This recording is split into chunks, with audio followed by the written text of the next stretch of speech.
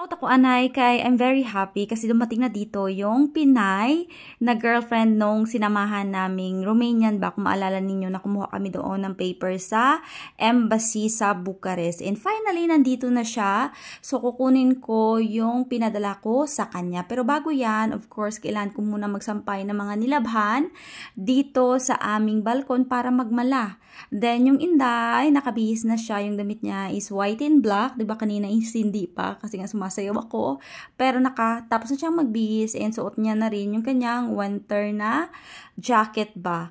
At i-flex ko lang itong early nga regalo ko sa akon nga ba na this is a winter shoes para sa kanya kasi nasira yung kanyang sapatos. Ayaw niya pa sanang bumili kasi sabi ko regalo ko na sa'yo. Nandito na kami sa labas ng Inday at hinihintay lang namin yung aming tatay. Yung sasakyan namin is nandito sa may harapan. So, this is it, Pansit.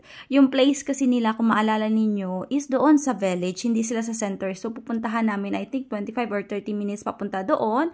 Pero bago yan, hindi pwedeng pumunta tayo doon ng empty-handed. So, bumili ako dyan ng isang pack ng chocolate and panitone ba, para naman matikman niya yung masarap na panitone. At tingnan nyo naman yung weather, o diba? Gadulum. Amo na diya ang adlaw-adlaw nga weather sa amon. Hindi lamang diri sa amon, kundi sa other pa nga mga city. Kag may nakita ako nga flock of bird, o diba? Kaganda. And finally, nandito na kami sa kanilang place. Bucharest. Yung parte na Rucos. Yung pic. Nu e problema mult în engleză. Da, engleză. Eu înțeleg un pic românește. Noi răspundei. No, yes, Hindi pala kami nagstay ng matagal doon sa kanila kasi yung boyfriend niya is wala doon, merong work. Pero yung kausap namin ng aking asawa is yun yung nanay ng kanyang boyfriend. Namit na namin siya 1 year ago kaya nakilala niya kami. Tapos si Sis Ana pala is hindi ko na binidyuhan pa kasi hindi ako nag-ask ng permission sa kanya. Next time na lang kapag kami ay magkikita ulit. Akala ko bukas na dito, yung bagong Kaufland ba sa amin? Ito yung pangalawang Kaufland. Gusto ko sanang bumili ng something dito kasi alam nyo naman, diba? Kapag bagong bukas yung store, is mura yung bilihin tapos ang dami bang sale. Dito lang to matagpuan sa may gilid ng Didiman at nakita ko itong mga fresh na Christmas tree. I think dito kami bibili ng aking biyanan para sa aming Christmas tree this year. Dumaan din kami ng aking asawa dito sa may cake kasi may bibilin siya.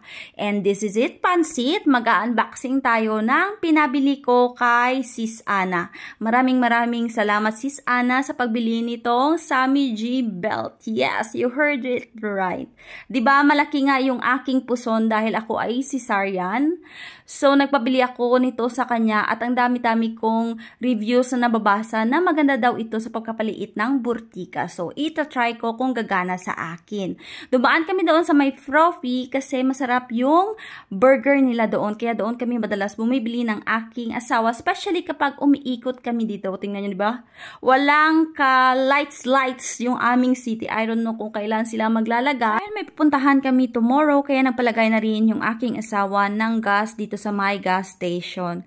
Ang ganda ng gas station dito kasi tingnan niyo naman nag-idlak na sila sang ilang Christmas lights. Ito pa lang na gas station yung nakita ko na meron na silang Christmas lights and Christmas tree.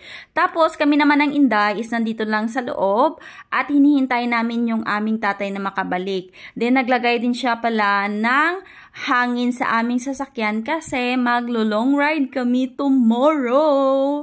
Pero hindi ko muna sasabihin sa inyo kung saan kami pupunta.